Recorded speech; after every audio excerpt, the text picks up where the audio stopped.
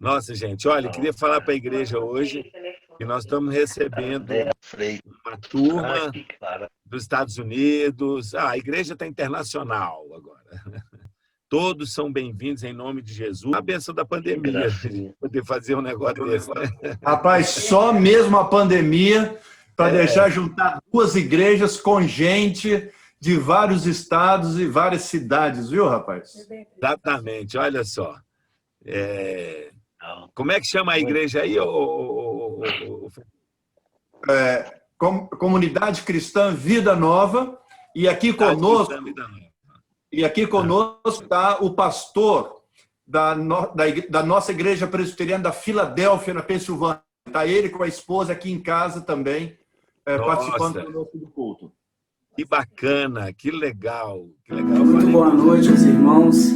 Essa primeira canção que nós iremos cantar hoje fala a respeito da mudança que nós tanto queremos ver na sociedade, no mundo, e que, na verdade, ela pode começar primeiro nas nossas vidas.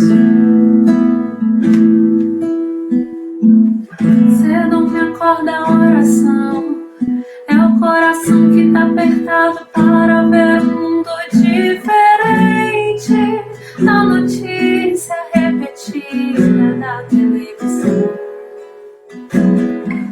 Eu me pergunto onde é que foi, alguém me explica por favor, onde é que foi que nós desaprendemos a viver em união. Quero ver mudar, mas eu aqui só esperar. Eu sou um deles, sou só um deles. Minha oração só é real transformação se começar em mim. Haja mais amor a começar em mim. Amor que eu tanto quero ver a começar em mim. A começar em mim. Quem me perceber, que antes possam me reconhecer, me descrever em teu amor.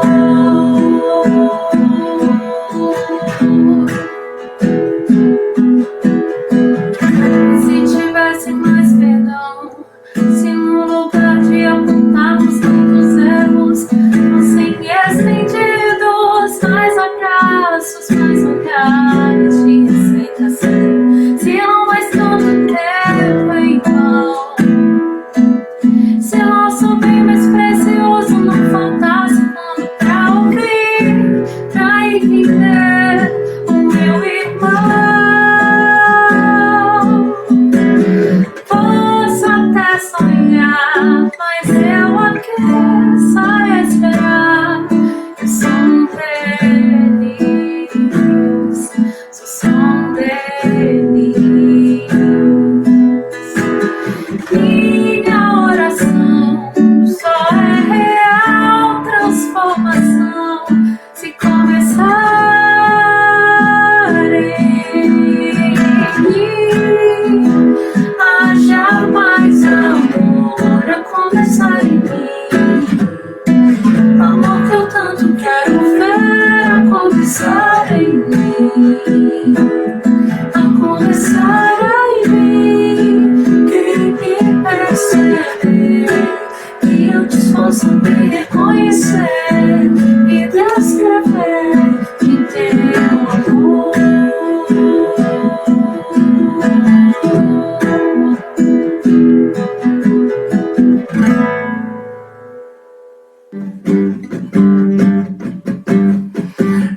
A alegria está no coração de quem já conhece a Jesus.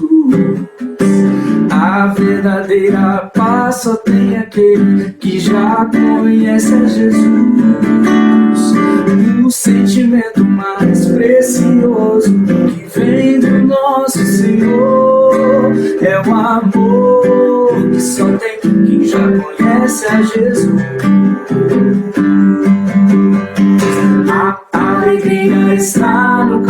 coração de quem já conhece a Jesus. A verdadeira paz só tem aquele que já conhece a Jesus. O sentimento mais precioso que vem do nosso Senhor é o amor que só tem quem já conhece a Jesus. Posso pisar uma tropa e saltar as muralhas, aleluia, aleluia.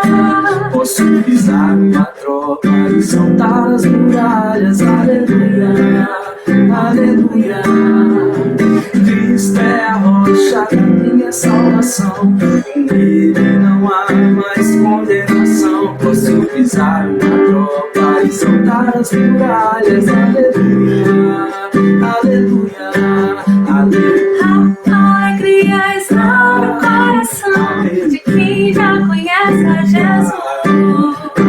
A verdadeira paz só tem aquele que já conhece a Jesus. O sentimento mais precioso que vem do nosso Senhor é o amor que só tem quem já conhece a Jesus. Graças a Deus. Nós vamos ter agora o nosso momento de dízimos e ofertas.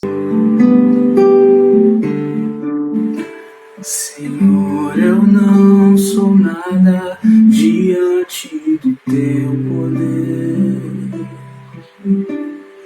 e nem merecedor do teu imenso amor. Através do teu Filho eu tenho livre acesso a ti, que me fez chegar aos teus pés e me humilhar diante de ti. Senhor, eu não sou nada diante do teu poder e nem merecedor do teu imenso amor. Através do teu Filho eu tenho livre acesso a ti, que me fez chegar aos teus pés e me humilhar diante de ti. Deixa o teu rio passar em minha vida e curar minhas feridas, sarar as minhas dores. Livra-me, ó Deus, das cadeias que me prendem. Toca em minha alma, faz de mim o teu querer, Senhor.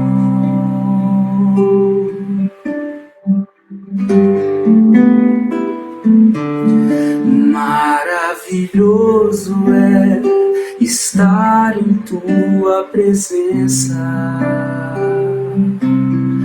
Maravilhoso é poder te adorar.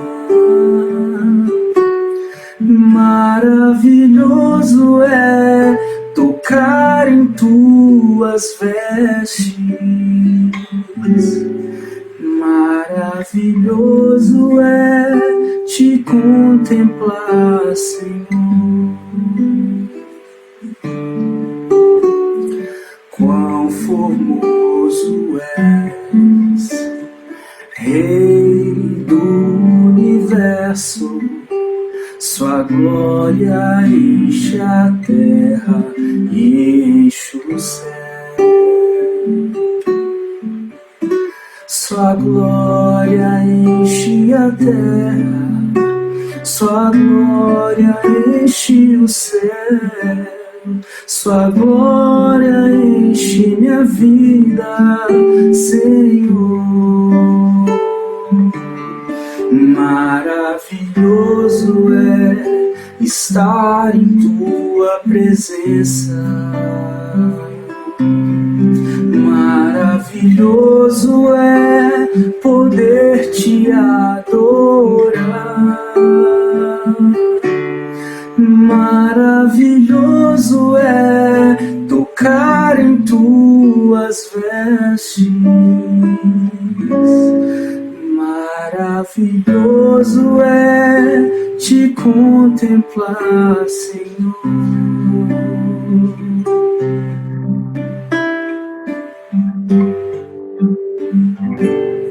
Perfeito. Senhor Deus e Pai, eu quero agora agradar a Ti esses dias ofertas, ó Deus, e pedir que o Senhor nos dê toda a sabedoria na aplicação desse dinheiro para a expansão do Teu Evangelho, para a glória do Senhor. Muito obrigado, Deus, pela igreja que está conosco hoje, a comunidade cristã e Vida Nova. Senhor, em nome de Jesus, eu quero Te agradecer e invocar a Tua bênção sobre esses queridos e amados irmãos, e pedir que o Senhor abençoe também os missionários, ó Deus, e que o Senhor nos ajude, ó Pai, na administração desse recurso que é para a Tua honra e para a Tua glória. Em nome de Jesus, eu aproveito e oro, Deus, pela palavra que nós vamos ter agora, pedindo que o Senhor abençoe o Fernando da cabeça aos pés, que o Senhor dê toda a ele sabedoria e graça para comunicar a tua mensagem. Em nome de Jesus. Amém. Gente, está conosco hoje, nossa vida, gente da melhor qualidade. Pastor Fernando, lá dos Estados Unidos, nosso amigo há muitos anos. Oro para que Deus te abençoe, te guarde, te proteja agora. E Ele que vai ministrar a palavra para nós. Veio com uma camisa bonita, mas aí eu tive que pôr uma mais bacana. Estou brincando. Quando ficar velho aí, já sabe, não joga fora não, hein? E aí tem muita gente de vários lugares e tal. Todos são bem-vindos, tá bom? Fernando, obrigado por ter aceito o nosso convite. Então, a palavra está com você. Isso. Eu agradeço muito a oportunidade, viu, Marcelo? E a todos dos irmãos aí pelo Brasil afora e aqui nos Estados Unidos também. O nosso texto de hoje está baseado no último capítulo do Evangelho de Lucas, capítulo 24, começando no versículo 13 ao versículo 29. Lucas, capítulo 24, de 13 a 29. E eu já estou percebendo aqui que todos vocês têm na tela aí o texto que eu vou ler, e nós estamos quase na mesma tradução. Eu imagino que a tradução que nós temos aí está na linguagem de hoje, salvo engano da minha parte. Mas a que eu tenho aqui, ela está na linguagem do Almeida Revista e Atualizada. Então, é essa leitura que eu farei. Ou melhor, eu vou ler o que está aí escrito na tela. Assim, todos nós participamos juntos. Aquele mesmo dia, 2 dos seguidores de Jesus caminhavam para uma aldeia chamada Emaús, a 11 quilômetros de Jerusalém. No caminho falavam a respeito das coisas que havia acontecido. Enquanto conversavam e discutiam, o próprio Jesus se aproximou e começou a andar com eles. Os olhos deles, porém, estavam como que impedidos de reconhecê-lo. Jesus lhes perguntou: sobre o que vocês tanto debatem enquanto caminham? Eles pararam com o rosto entristecido. Então um deles, chamado Cleopas, respondeu: você deve ser a única pessoa em Jerusalém que não sabe das coisas que aconteceram lá nos últimos dias. Que coisas? Perguntou Jesus. As coisas que aconteceram com Jesus de Nazaré, responderam eles. Ele era um profeta de palavras e ações poderosas aos olhos de Deus e de todo o povo. Mas os principais sacerdotes e outros líderes religiosos o entregaram para que fosse condenado à morte e o crucificaram. Tínhamos esperança de que ele fosse aquele que resgataria Israel. Isso tudo aconteceu há 3 dias. Algumas mulheres de nosso grupo foram até o seu túmulo hoje cedo e voltaram contando uma história surpreendente. Disseram que o corpo disseram que o corpo já não estavam lá e voltaram contando uma história surpreendente. Disseram que Jesus está vivo. Alguns homens do nosso grupo correram para lá para ver, e de fato, tudo estava como as mulheres disseram, mas não o viram. Então, Jesus lhes disse: como que vocês são tolos? Como custam a entender o que os profetas registraram nas Escrituras? Não percebem que era necessário que o Cristo sofresse essas coisas antes de entrar em sua glória? Então Jesus conduziu por todos os escritos de Moisés e dos profetas, explicando o que as Escrituras diziam a respeito dele. Aproximando-se de Emaús, o destino deles, Jesus fez como quem seguiria viagem. Mas eles insistiram: fica conosco esta noite, pois já é tarde. E Jesus foi para casa com eles. Vamos ter mais uma oração? Ó Deus, muito obrigado, porque a sua palavra agora está aberta. E pedimos, ó Deus, que o Senhor, na sua bondade, na sua graça, o Senhor fale conosco, ó Deus. Há poder na sua palavra. Que o teu Espírito Santo haja nas nossas vidas. Abra as nossas mentes, abra os nossos corações, abra o nosso entendimento. Acima de tudo, abra o nosso desejo de nos deixar ser transformados pelo Senhor, ó Deus. Pedimos a sua bênção no nome de Jesus. Amém. Gente, quando a gente lê esse texto de Lucas 24, nós encontramos algumas perguntas inquietantes. Perguntas que, nesse caso do texto que a gente leu, foram perguntas que Jesus fez e que deixaram aqueles 2 discípulos, que nós sabemos apenas o nome de um deles, Cleopas ou Cleopas, depende da tradução que você tem na sua mão. Eu vou usar Cleopas. Esses 2 homens estavam desanimados andando pelo caminho e estavam lá sem rumo, sem direção, dado os últimos acontecimentos. E Jesus fez algumas perguntas àqueles homens, perguntas que pessoas nos fazem hoje. Perguntas que a Bíblia também nos faz hoje. Perguntas que Jesus nos faz hoje. Mas na primeira parte, eu fiz a seguinte afirmativa: perguntas que pessoas nos fazem hoje. E quando eu me refiro a perguntas inquietantes de Jesus, me perdoe, perguntas inquietantes que as pessoas nos fazem, antes de nós respondermos, na verdade, nós precisamos responder essas perguntas para nós mesmos. Porque não somente pessoas fazem perguntas inquietantes para nós a respeito da Bíblia e a respeito de Jesus Cristo, como agora, principalmente nesse mundo que está mudado, transtornado, né? Os últimos 4, 5 meses, onde tudo agora é diferente, onde até se convencionou dizer uma frase comum, né? O novo normal, né? Tudo agora é diferente, precisamos acostumar. Pessoas fazem perguntas. E nós, como igreja, nós precisamos ter respostas que não somente responde às perguntas de quem as fazem, mas também são respostas que respondem às perguntas que eles não fizeram, mas que estão por trás da pergunta feita. Precisamos entender que quando nos fazem perguntas a respeito da Bíblia, nos fazem perguntas a respeito da igreja, nós precisamos entender as inquietações que as pessoas estão sofrendo hoje.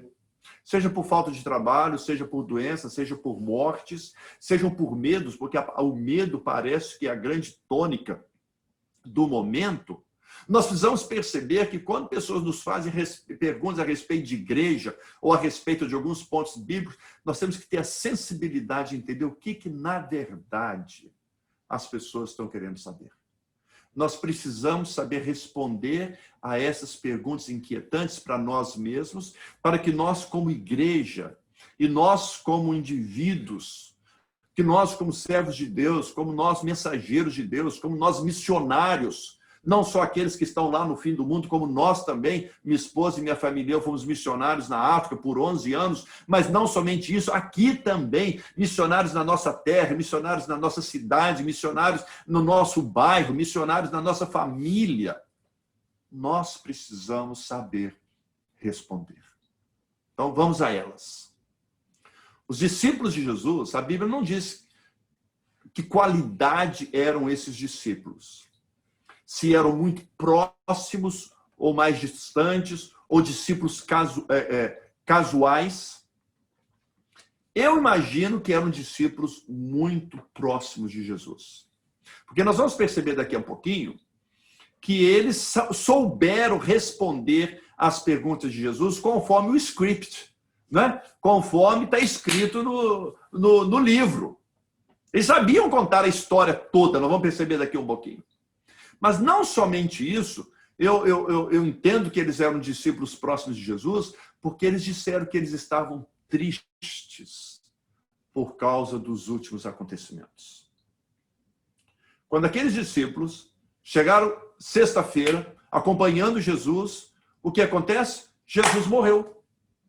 E Jesus morreu, e eles ficaram esperando, olha, Jesus foi preso na quinta-feira, passou a sexta-feira, foi crucificado, foi sepultado, o sábado foi aquele borocochô tremendo, né? Todo mundo lá mocambuzo, sem vontade de cantar uma linda canção, uma tristeza absoluta.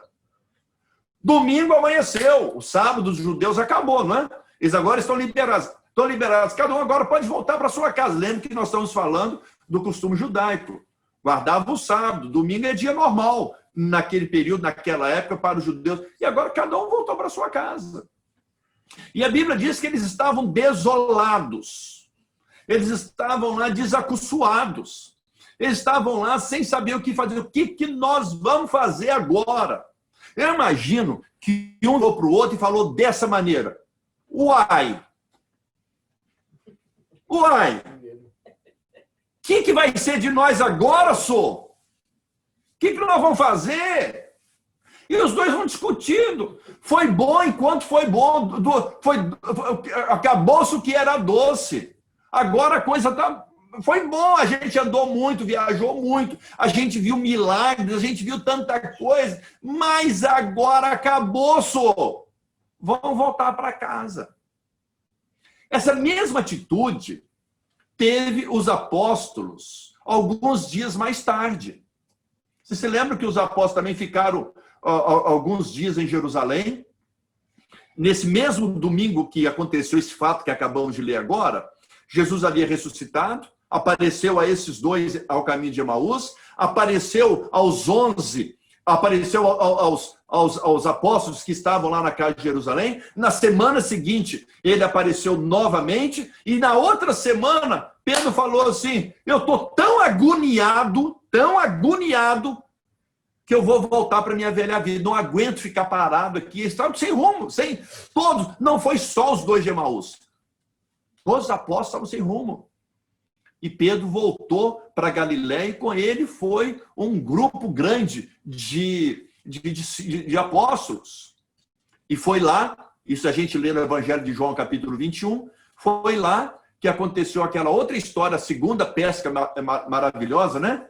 Que eles pescaram 153 grandes peixes, que a rede quase rasgou, e Jesus, então, teve aquela conversa com os apóstolos, encorajando, e depois teve aquela conversa com Pedro, onde ele perguntou a Pedro 3 vezes, né? Tu me amas, Pedro? Tu me amas, Pedro? Tu me amas, Pedro? Quer dizer, todos eles ficaram sem rumo, sem direção. Todos eles ficaram para baixo. E agora? O que a gente vai fazer da vida? Tudo acabou. Então Jesus chega para esses dois esses dois a caminhos de Emaús, e ele faz a primeira pergunta inquietante, que são perguntas que também outros fazem a nós, e nós precisamos saber respondê-las antes que eles nos façam. A pergunta foi essa: por que vocês estão aí tão preocupados? Por que vocês estão preocupados com as coisas que estão acontecendo? Por que vocês estão tão abatidos enquanto caminham? Por que as perguntas de vocês são perguntas de pessoas derrotadas? Por que a conversa que vocês estão fazendo são conversas de pessoas derrotadas, de pessoas que já perderam tudo? Por que vocês estão conversando como pessoas perdedoras? Jesus não perguntou que conversa que eles estavam tendo. Ele falou: por que vocês estão conversando assim? E a Bíblia diz que eles pararam entristecidos. Jesus tocou no ponto. Jesus tocou no ponto. Quando Jesus faz aquela primeira pergunta inquietante, o que Jesus queria saber não era o palavrório, o palavreado que eles dariam para Jesus, ou talvez as explicações, ou talvez as desculpas. O que Jesus estava querendo dizer era: o que faz de você viver a vida que você está vivendo agora dessa maneira? O que é que está acontecendo? Fala aí, meu caro, o que está acontecendo? E se vocês notarem, os discípulos tentaram desviar o assunto. Eles tentaram sair do assunto. E, na verdade, eles falaram para aquele estranho. Nós sabemos, como leitores da Bíblia, desde o começo da história, que era Jesus. Mas eles não sabiam. Para eles era um estranho que encontrou com eles, se encontrou com eles a caminho da cidadela, ou da vila, ou da aldeia de Emaús, que estava a mais ou menos 200 estádios de Jerusalém, né? E que no texto que nós lemos agora, diz que estava a 11 quilômetros. Então não era uma caminhada boa. O pastor Marcelo caminha todo dia 10 quilômetros, ele sabe como é que é isso, né? 11 quilômetros é uma beleza, num instantinho passa. Mas o que Jesus... Então, quando Jesus faz aquela pergunta, observa, eles dão sabão em Jesus. Eles dão sabão naquele estranho. Ele fala assim: como é que é isso que você está falando aí? Você está onde?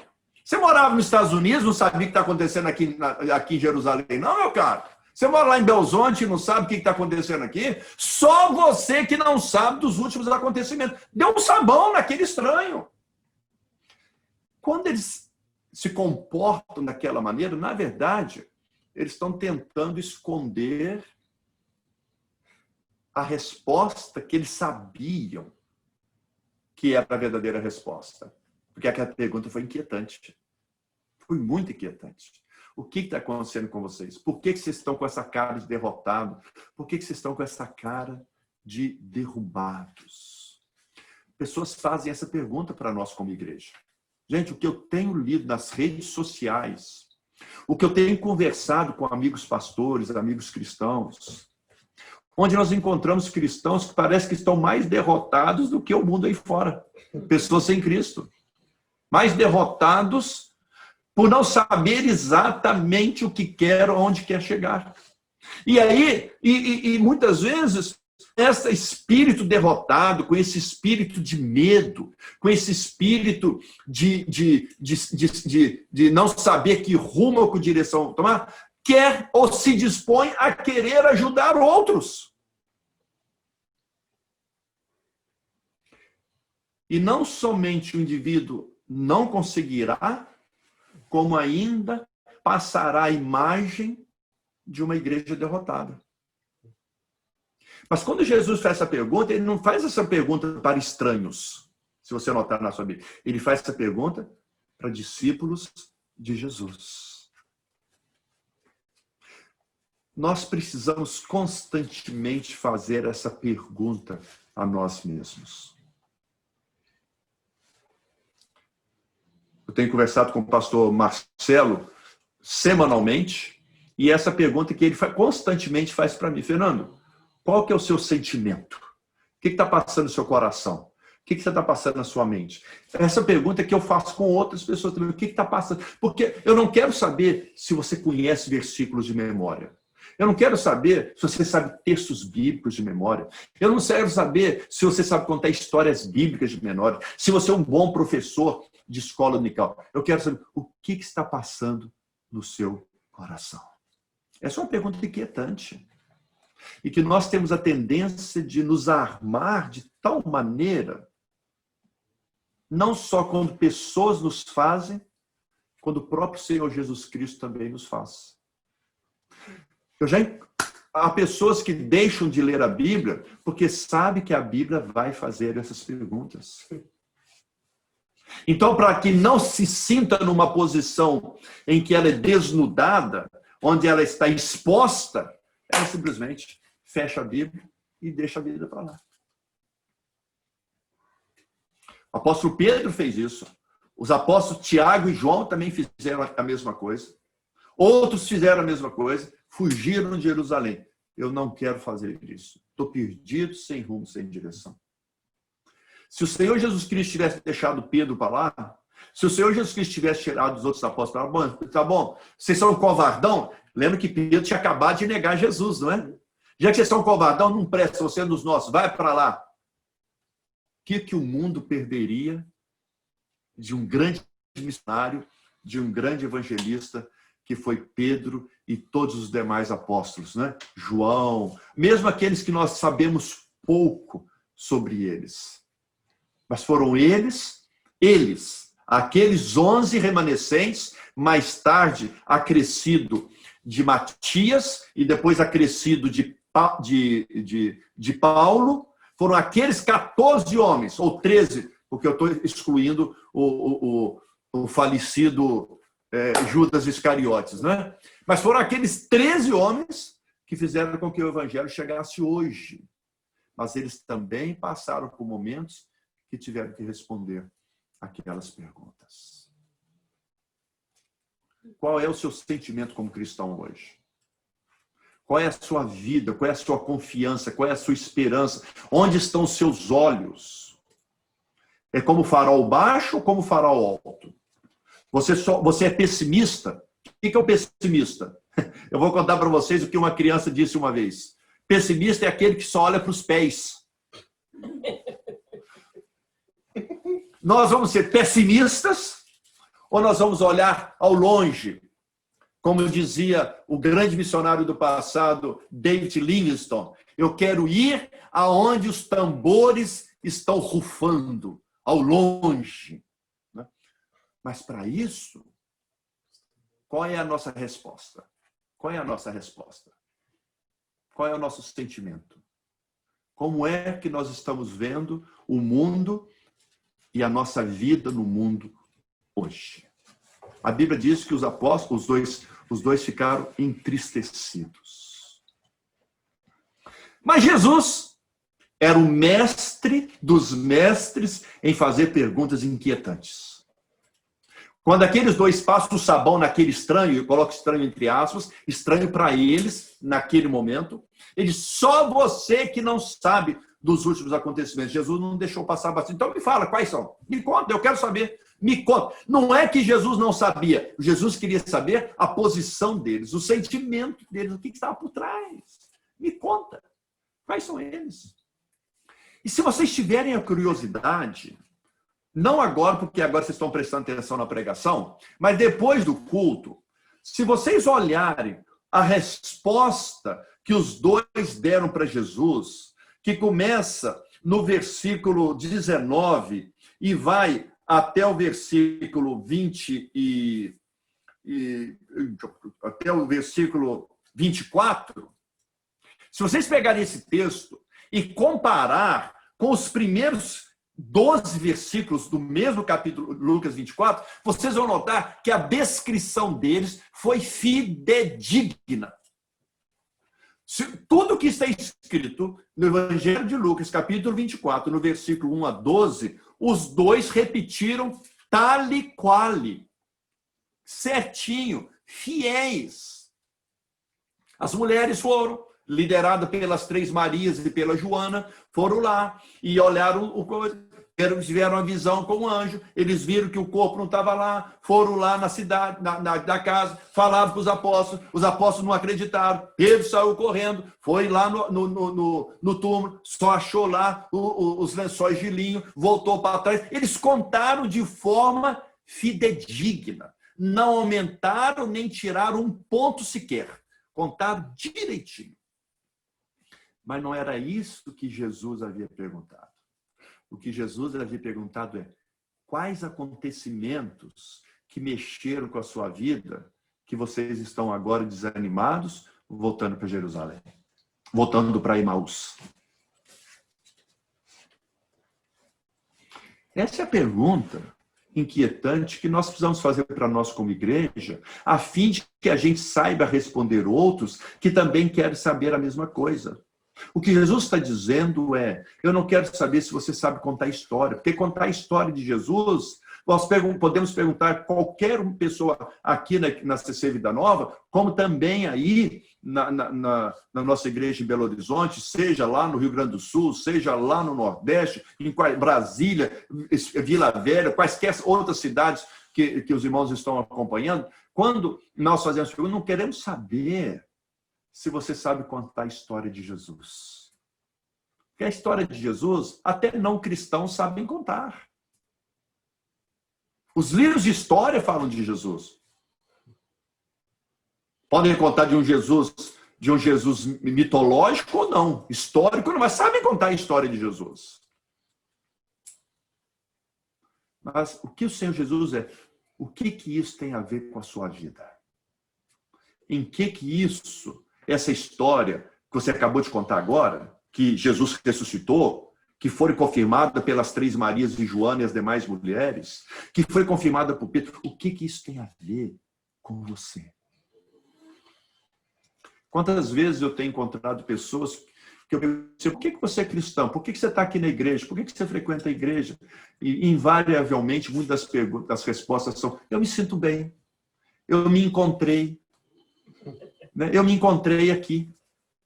Mas não é isso que a pergunta foi. A pergunta é: o que aconteceu na sua vida? Qual foi a grande transformação na sua vida?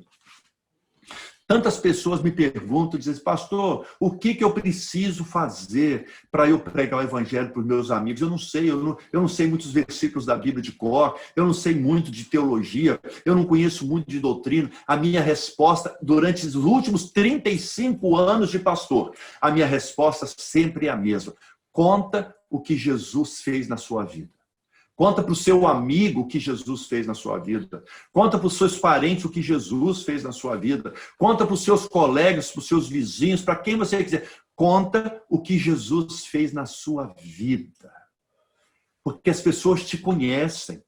As pessoas caminharam com você, sabe o que você era antes, sabe o que você é hoje. Quando você contar o que Jesus fez na sua vida, as pessoas vão querer esse mesmo tipo de vida. Você não precisa saber doutrina, muita doutrina para isso. Você não precisa saber muita teologia para isso. Você não precisa se estudar muito para isso. Conta o que Jesus fez na sua vida.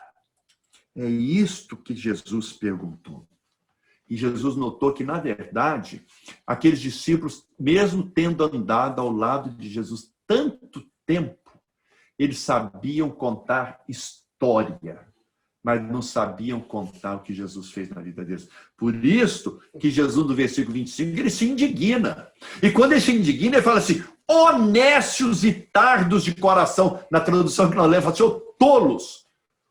Eu sou mineiro. A minha vontade de falar é assim: ó bobo. Mas eu não vou falar, porque é uma pregação e uma palavra dessa não fica bem. Então ele diz assim: ó nécios e tardos de coração, para crer em tudo que os profetas disseram. Em outras palavras, vocês ainda não perceberam, vocês não entenderam, andaram comigo 3 anos e não entenderam.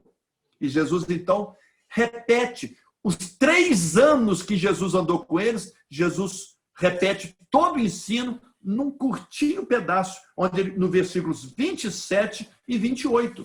Começou Jesus pelos Moisés, passou pelos profetas, contou tudo que as escrituras diziam. E a última coisa, Jesus fez aquela pergunta inquietante Por que vocês estão aí com cara de derrotados? Me conta. O sentimento de vocês, o que vocês sabem desses últimos acontecimentos? E aí, a gente vai notar que quando eles pararam para ouvir, e aqui há uma grande diferença. Muitas pessoas nos fazem perguntas, ou mesmo o Senhor Jesus nos faz perguntas, que a gente é tão rápido para responder que a gente não pensa, a gente não presta atenção. A gente, às vezes, está conversando com pessoas, não é verdade? As pessoas estão nos contando uma história e a gente já está pensando em que resposta que a gente vai dar para essa conversa que a pessoa está tendo com a gente. A gente não presta atenção no coração do outro. A gente não presta atenção na alma do outro. A gente não presta atenção no olho do outro. A gente não presta atenção no rosto do outro, no franzir da testa, no torcer do nariz, na boca torta, nos sentimentos, nas expressões. E a gente vai ler nesse texto que o coração dos dois começou a arder, porque agora eles ouviram o que Jesus havia dito.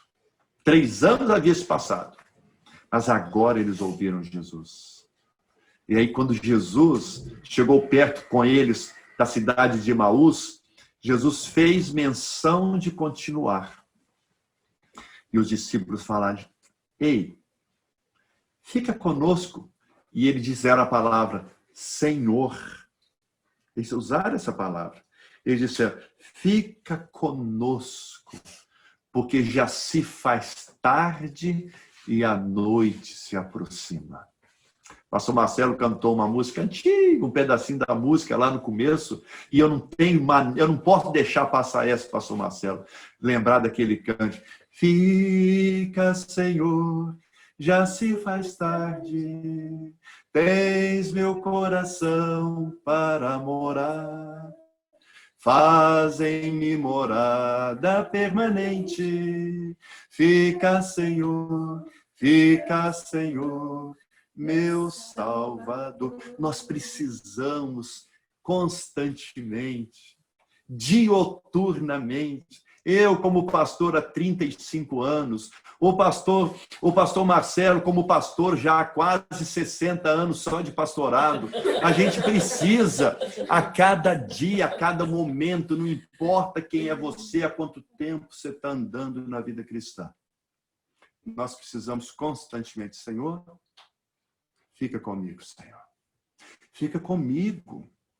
Fica comigo, Senhor, porque senão eu tenho um risco muito grande de me tornar um cristão histórico. Senão eu tenho um risco muito grande de não saber responder às perguntas inquietantes que a sociedade me faz. Senhor, fica comigo. Porque senão eu mesmo não vou saber responder às perguntas que o Senhor me faz. Senhor, fica comigo, porque senão eu estarei perdido. E a gente vai notar no versículo seguinte, no versículo 30 ou 31, Jesus sentou com eles, partiu o pão com eles e desapareceu. E eles finalmente abriram os olhos e disseram: gente, que estupidez!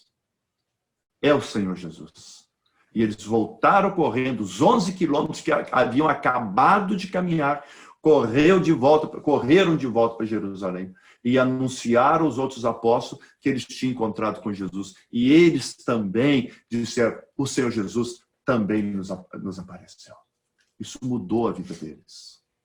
Então, o que eu quero convidar os irmãos aqui das comunidades Vida Nova, os irmãos que estão acompanhando online, perguntas inquietantes, pessoas farão.